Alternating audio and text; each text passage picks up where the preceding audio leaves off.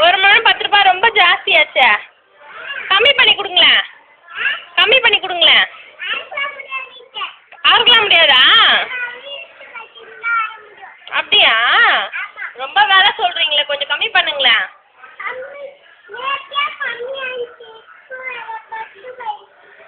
நேற்றே கம்மியாக இருந்துச்சு, இன்னைக்கு 10 ரூபாய் ஆயிடுச்சா? ரொம்ப வேலை சொல்கிறீங்கப்பா.